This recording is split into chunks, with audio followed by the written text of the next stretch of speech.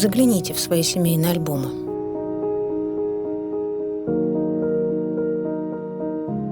Вы ведь давно не листали эти потрепанные временем страницы.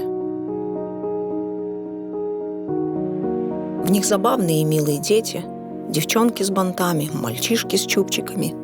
У них за спинами красивая молодость родителей и строгость уставших лиц стариков.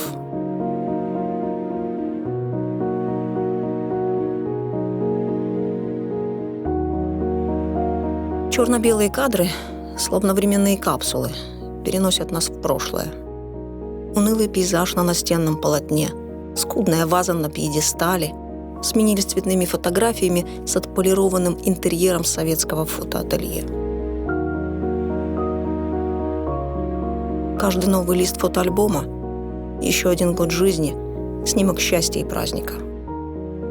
Вы ведь помните эти семейные фото в ряд? Галерея поколений с повторяющимся в друг друге чертами. У наших старых альбомов будет еще одно сходство. Там нет Крыма.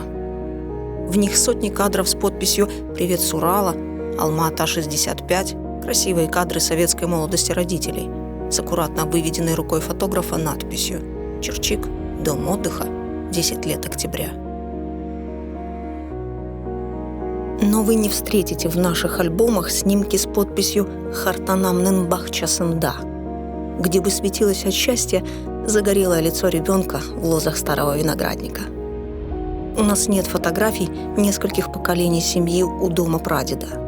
Нет и кадров у тутовника, казавшегося в детстве гигантским, а спустя годы — обычным деревом. Зато нам по наследству достались воспоминания, настолько яркие, что мы могли бы легко пройтись по маршрутам детства наших стариков, впервые видя их глаза. А еще нам досталась надежда на счастье, идеальное проявление которого могло случиться только в Крымской степи или у южных скал и моря. Мы точно знали, как выглядит дорога домой. Мы сами ее прокладывали. Нам оставалось лишь вернуть обратно однажды вывезенные смыслы, взятые вместе с вещами, в торопях снятых с полок и выхваченных из сандыхов в ту майскую ночь.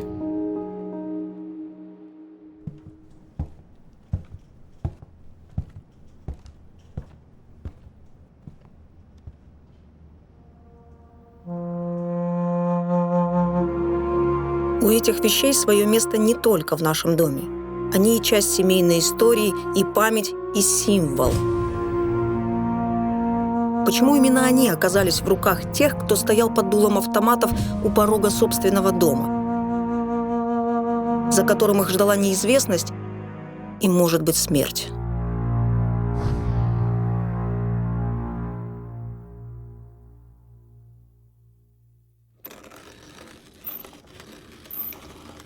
Страна со вкусом кофе. Таким мог быть Крым, если бы не... Я Севиля, а это моя сестра София. Нам в наследство досталось самое дорогое, что могла сохранить семья, когда-то потерявшая все.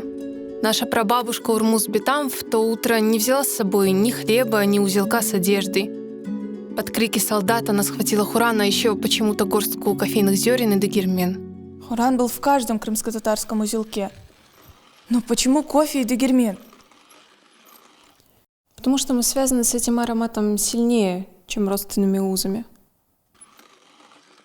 Дегирмен — наш кодекс созидания, а не конфликта. И строгое правило, и мягкая сила, не разрушающая мир вокруг нас. Мы ищем сходство, а не различия.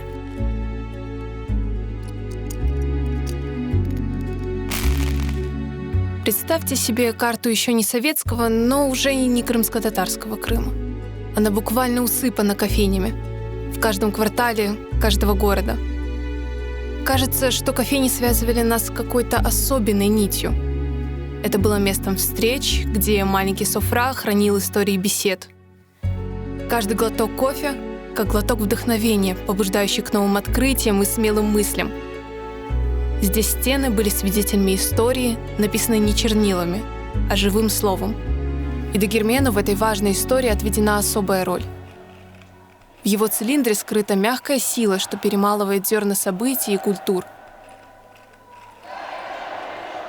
Каждый поворот ручки — это вихрь истории. В каждом щелчке из грубых зерен создается тончайший порошок. Обещание новых начинаний.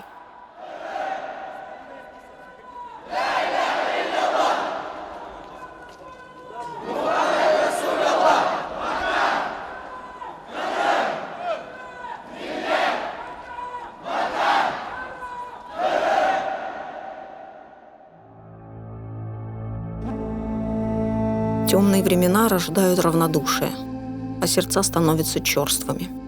Обиженная, растоптанная гордость и честь почти всегда отвечают агрессией и злостью. Страх цементирует и сковывает общество, лишая его возможности жить и развиваться полноценно. Так могло случиться и с нами.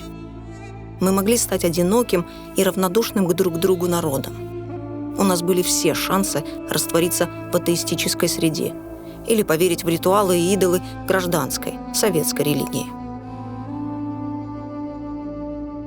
Но иман, вера, с которой мы никогда не оставались одинокими. Иман, сила, сохранившая в нас душу. За закрытыми дверями и опущенными шторами мы продолжали нашептывать на ушко имена и читать изан в полголоса. Но это было так громко, что могло бы стать штормом.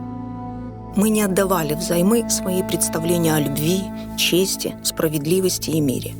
Не разменивали их на чины и блага. Неспешными куплетами «Илля Гилер» мы прокладывали дорогу домой.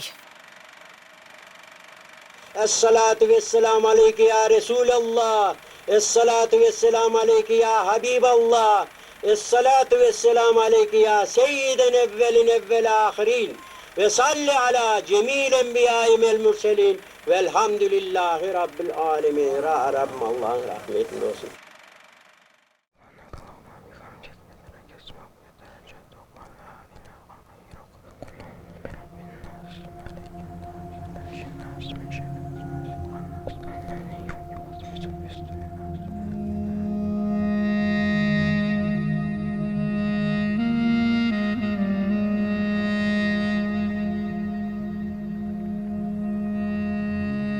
Мне дали имя — Эмин.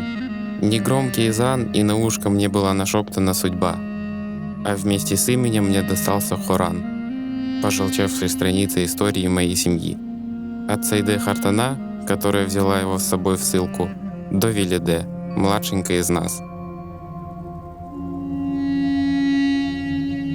Я не единственный. Нам всем на ушко однажды нашептаны имя и судьба. Так было сотни лет до нас, и так будет всегда. Коран в сильном узелке моей Хартана был символом веры и силы. Но разве только веры и силы? Еще я думаю про верность. Коран — символ верности себе. Это не партийная преданность, это смелость быть собой. Думаю, это еще и надежда. Она оказалась сильнее страха. Молитвами стариков прокладывалась дорога к жизни и дорога домой. Это была одна дорога. Выжить значит вернуться. Еще есть справедливость. Мы предлагали миру равенство, а он всегда выбирал господство. Мне кажется, арабской вязью прописан наш договор не только с Богом, но и с совестью. Нам доверен дом, Ешиляда, потому что однажды Всевышний нам на ушко прошептал «Крым».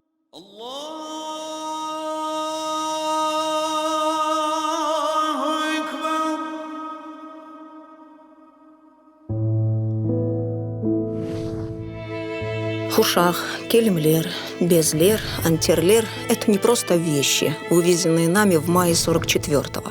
Это страницы и абзацы будущих книг про нас. Это наша неписанная история, хроника, которую хотели прервать.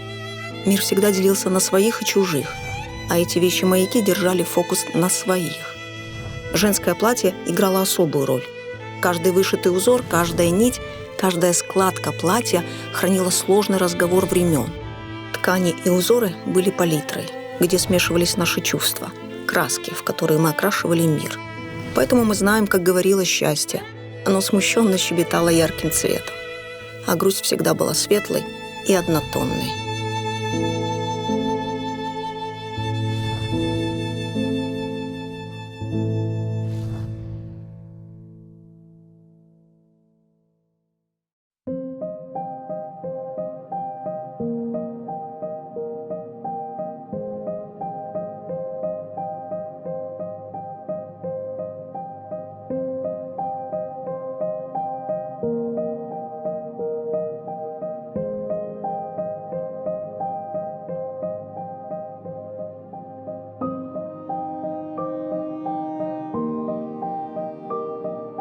Ее называли Инджеб или Рухие.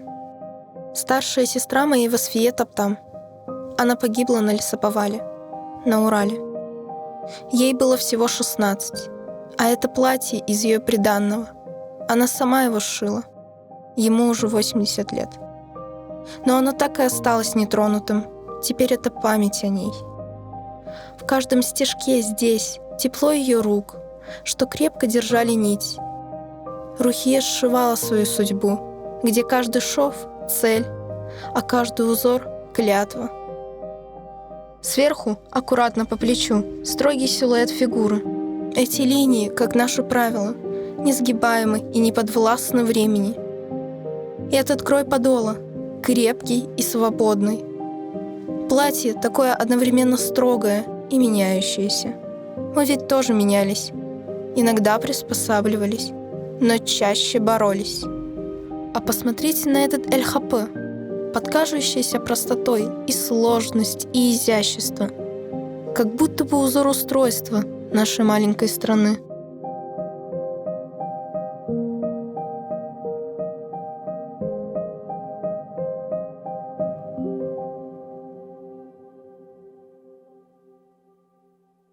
Хотя бы раз в жизни каждый испытывал это чувство — взять и уехать. Уехать за мечтой или за лучшей жизнью, или просто убежать. Нормальное дело что-то поменять в своей судьбе. В крымско-татарской жизни такое случалось редко. Не то чтобы мы не меняли свою жизнь кардинально, просто все наши передвижения — это либо депортация, либо возвращение, либо вынужденное временное перемещение. Нам все время приходилось сшивать эти личные и национальные траектории. И когда у нас отнимали наш благополучный мир, мы все начинали с нуля. Мы сшивали наше поколение, сохраняя народ.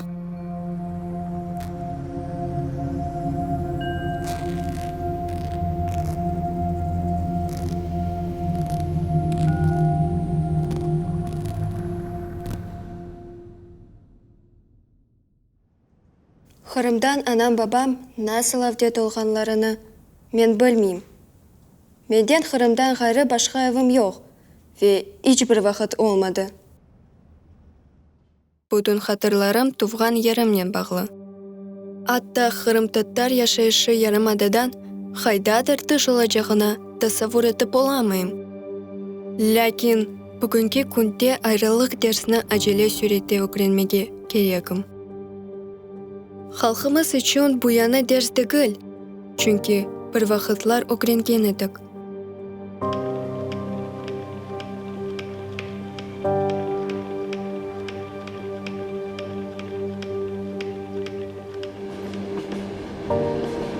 ...44. senelerde binlerden osmürler ömür imtihanından geçkenler. Benim Hartananın anası Hatice, Kırım'dan Ural'a sürgün etkende tek tıkış maşinasını aldı. Bu maşina bütün ailesini açlıktan kurtardı. O sadece bir kurtarıcı değil, o geçmişini ve bugünkü gününü bağladı. Bu zaman çarxası geleceğimizden saklap kalgan. İş bu mekanizmden görünmegen hususiyeti var. O, devirlerini birleştirir ve boşluklara yol vermiyor. Ve bu çarıkның aylanığı devamında tariximiz hiç toxtalmadı. Yıllar devamında şekillengen, düzgün çalışkan maşina bizni de terbiyelip, sabır, taqatqa öğretti. Onun her bir kısmının öz vazifesi var. Lakin onlar birlikte büyük teşebbüstür, çok şeyge kabiliyeti olan takımdır.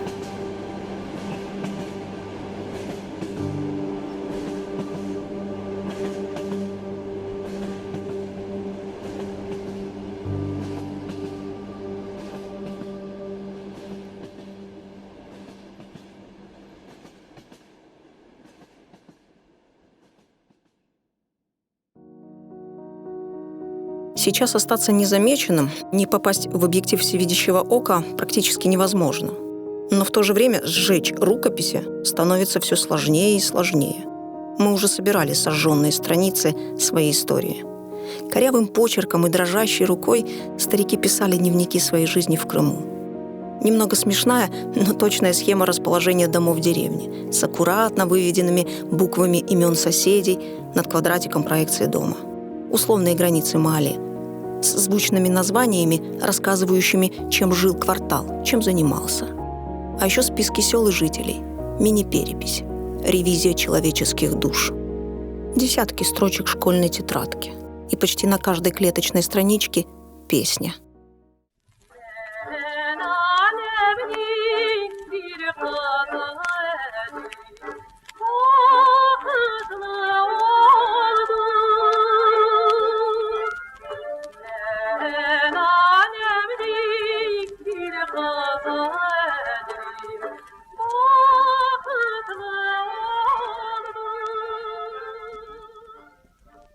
Абдураманова Садия, учительница.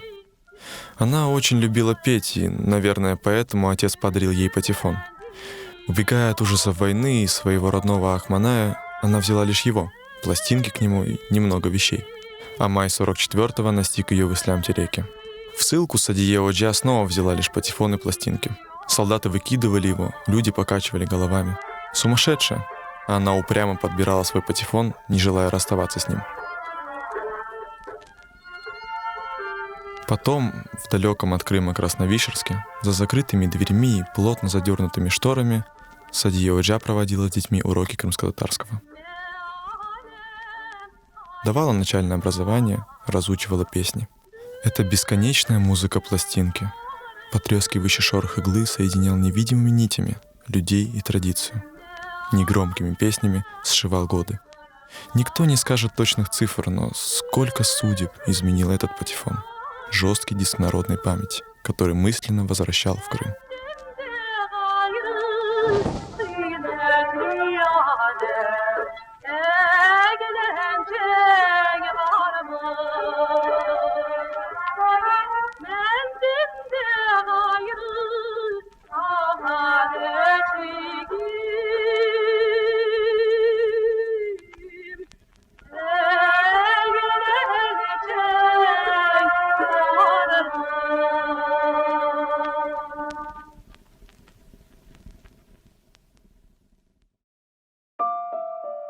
У истории есть правило.